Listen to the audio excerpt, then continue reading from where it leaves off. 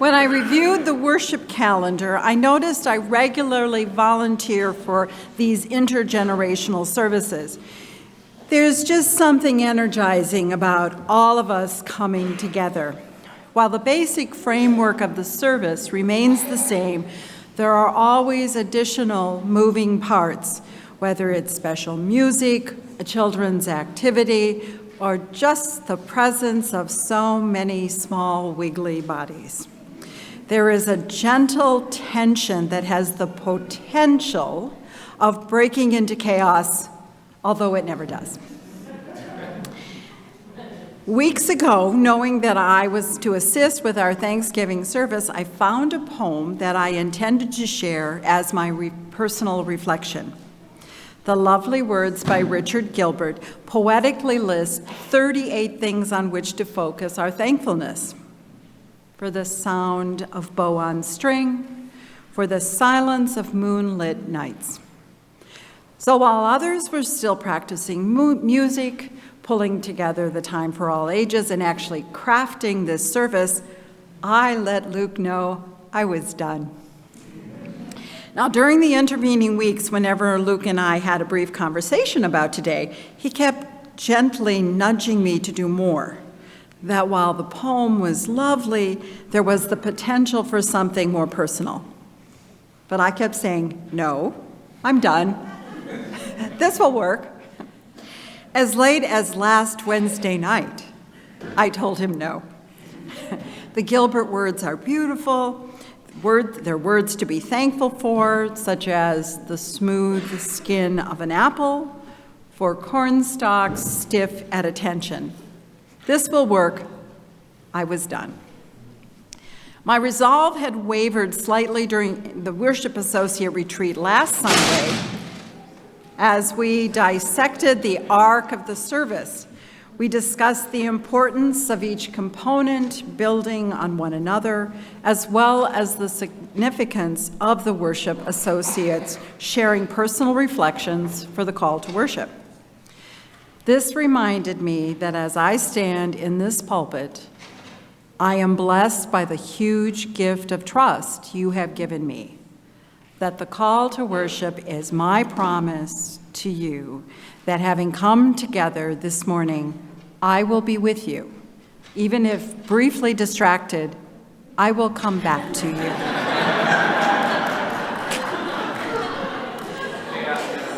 That's it. So having told Luke, no, I'm done, this will work on Wednesday night, early Thursday morning, I knew he was right. That despite our senses being flooded with holiday commercials and graphic designs of falling leaves and turkeys, that I could say something about being thankful. That is the beauty of family, whether it is the family of our childhood or the family that is chosen, those friends with whom we share our time, who are there to celebrate life's joys, offer support in times of needs, and yes, even offer a gentle nudge to meet a challenge. So I give thanks for you, my church family, with whom I can explore spiritual growth and practice justice. Or as Richard Gilbert reminds us, to be thankful for the sight of familiar faces, the sound of our spoken names, the welcoming embrace of outstretched arms, for the ritual of friendship reminding us we matter. For this family service, we will light our chalice with the words our children use each Sunday morning as part of their faith development. I invite you to join together if you know the words and the movements. The words will be on the screen, and the Hoffman family will light our chalice.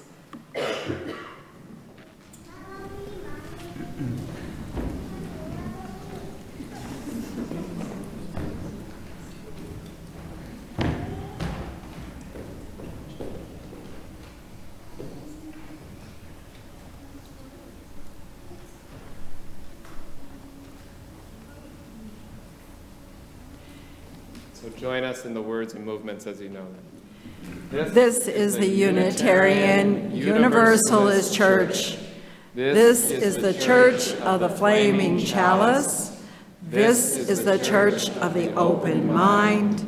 This is the Church of the Loving Heart, where friends come together and share. The reading is Chosen Family by Rachel Eliza Griffith. When you find your people, they won't ask where you come from because they'll already know. And if they don't, they'll be busy putting good food on your plate and asking if you're hungry or broke.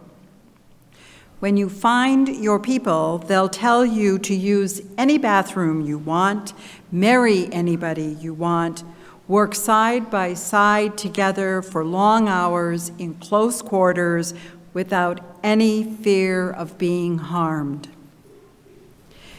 When you find your people, they'll throw the ball to you, offer you their love song, and say, "You need to listen to this track and dance with us, whether or not you know all the steps." When you find your people, they'll say, "Do you remember?" And you'll say yes, until you remember together the different ways the whole thing happened. When you find your people, they'll say, "Wear whatever you want." They'll say, "We love your skin and drag and natural hair, and we love you naturally. So please just live and don't let anybody kill you or tell you they've killed you, and you're just fine the way you are." When you find your people, don't leave them, and don't let them off the hook when they're in the wrong. When they are trying to take themselves out of the world, lay your hands on them and call them yours, and yours, and yours. When you find your people, be sure you've been preparing your heart the entire way by loving your difficult self and what you pretend you don't know, but you do, so that when you see them smiling into your eyes, the soft or tough flags of their hands are covering yours in a truth so light and fierce, you will see you have all been mid-air for some time and could go higher and burn stuff up if you remembered what else is good everywhere and everywhere you look. So it had been a really long night, and the church was now filled with sleep-deprived church staff and teenagers, which is always a really good combination for good decision-making. And it was maybe 2 or 2:30 in the morning, and I was on the main floor of Unity Church in St. Paul. And I heard above me, boom. And I thought, do I want to figure out what this is, or do I just want to give up now and go home, quit my job, forget about it? So then there was a silence for a while, and I heard some quiet footsteps. And then I heard just down the stairs, "Luke?" I'm like, "No, don't call my name." And so I started going up the stairs, and there I saw 4 young adolescents with terror in their faces as to how I was going to react. They said, "Follow us," not making any eye contact with me. So I followed them down the hall, and they turned into the Anderson Library. The Anderson Library, named for the Anderson family, a very generous benefactor of the church, still active in the church. And I thought, oh God, don't go in there. What happened? So I go in, and there, the table, 20 or 30 feet long, that had been there for years, spanned almost the entire length of the room, was cracked in half, the sides down on the floor. And there among the splintered pieces of wood lay these poor young young adolescents' hearts and souls in shame. And I said, "Oh, remember when I told you to go to bed? Yeah, do that now." And we're going to take a breath, and I'm going to talk to you in the morning. I needed some space to figure this out. So the table had broken, and people went to their rooms to go to bed, but there wasn't much sleep the rest of the night. And I was thinking about tables and the important place they hold sometimes in our lives. These pieces of formidable furniture sometimes, or small, simple things, sometimes they hold up really strong for generations, and then something comes along unintentionally, just a little bit of carelessness, and they crack under the weight of unintentional frivolity or something else. The tables we gather around in our families of origin, among good friends, among co-workers or neighbors or fellow congregants, sometimes whether we're trying to be reckless or careless or not, our intention does not match the impact of whatever happens there. Whether or not they meant to break that table, it broke. Whether or not you meant to make someone feel welcome or not, they felt that way. Families can sometimes feel like this. Friendships can feel like this. And at our best, when we're at our best, we make as much room as we possibly can. We attend to each other with love and compassion and grace, and mostly, if there is love, if we are our true best selves, we keep coming back to the table and we keep making more space for one another. Growing up, my family would gather for holidays at my grandparents' house in Winnebago, Minnesota. My grandma would always put little paper nameplates at each place around the table. So whenever we'd get there, people would be greeting each other in the kitchen, and I'd kind of slink my way through and get over to the dining room as fast as I could, because I'd wanted to see where my name was, and more importantly, if I needed to quick switch some of the names around. If I didn't want to sit by my oldest brother, or if I didn't want to sit by this cousin. But mostly, I just remember the joy of seeing my name, seeing a place set for me and for everyone else around that table, knowing that they knew and were preparing for me to be there. Sometimes people know that they have a place at some table in their family of origin, or maybe not because of strained relationships or exclusion because of identity or choices or circumstances in life. Sometimes where there once was a place of welcome, it doesn't feel so welcome anymore. Recently heard a phrase beyond biological or immediate family called psychological family, or chosen family as we sometimes refer to it as. And we know deep down, each of us, what that means. Whether our relationship with our family of origin is good or not, we also know that we have chosen families in this life. It's those people who time after time after time save and prepare a place for us at their table, at the table of their heart, for our whole identity, our whole authentic selves to be fully who we are, complicated, imperfect, and beautiful. And they say, here, there's always a place for you here. They may be people in your immediate family in this chosen family, but they may be some of your closest friends or animal companions. It can be anyone who, like Anne called to us this morning in the call to worship, with the intention that even if there's distraction, I will come back to you. Where you go, I will go, beloved. Your people are my people. There are all kinds of people around those tables. All kinds of people in that family of families, in this church and in so many places. And sometimes the weight of the complexity of what it means to be human, be in community and make mistakes, sometimes the table's just going to crack, right, in half, unintentionally. And hopefully the harm is minimal enough so that you write a really nice apology to the Anderson family.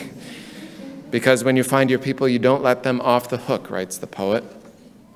And then you find a time to learn how to piece it back together with the facilities staff, and you fix it the best you can, You fix whatever's fixable with glue and support boards and bolts and grace and love, and you rebuild the best you can something that will hold together, something to create space for whoever might come next, to set names there and say there's a place for you here and a place for you here, even if you have broken things and made 1,000 mistakes. We're going to try and set a place and save a place for you. We might have amends to make.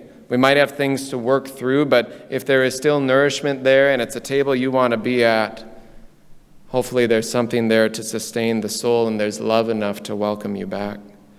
Whether it's a table you grew up around or you've had to make yourself to gather a family of families of close friends to create that welcome and the love that you know can hold. So I want you to think about a table in your life. Some table of deep welcome for you. Who is around it? Who is that family of families for you? Who is it, or what is said on it? What foods? What sacred items? Be it a simple candle, a plastic plate. What stories are on that table and what holds you there? What moments have reminded you that your name is set there? There is a space for you there, whether you physically gathered at that table or maybe just in your mind. It's like in these words from the poet Joy Harjo. The world begins at a kitchen table. No matter what, we must eat to live. The gifts of earth are brought and prepared and set on the table. So it has been since creation, and it will go on. We chase chickens or dogs away from it, babies' teeth at the corners. They scrape their knees under it. It is here that children learn what it means to be human. Our dreams drink coffee with us as they put their arms around the children, and they laugh with us at our poor, failing selves as we put ourselves back together again at the table. This table has been a house in the rain, an umbrella in the sun. Wars have begun and ended at that table. We've given birth here and prepared our parents for burial here. At this table, she writes, we sing with joy and with sorrow. We pray of suffering and remorse, and we give thanks. Perhaps the world will end here at the kitchen table while we are laughing and crying, eating of the last sweet bite. So think about those tables in your life. Were the tables you long to be at, of deep welcome. This is such a table when we're at our best. And there is space enough. And one of the things I loved about my grandmother's house and the little nameplates around the table is that no matter how many were already on the table, how full it was, on the kitchen counter there was a Sharpie and blank pieces of paper. There's always a chance to make another space, to move things around and place another name there.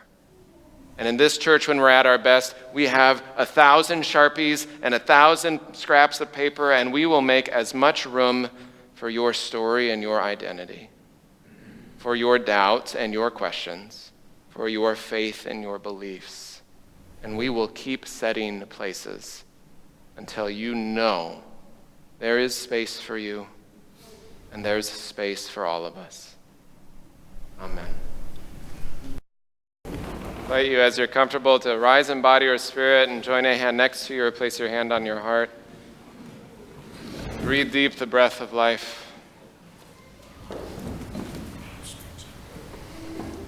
Go yonder, and gather the people. Give them not hell, but courage and hope. Give them something of the love you have found here. Tell all the people that love is our home. Amen.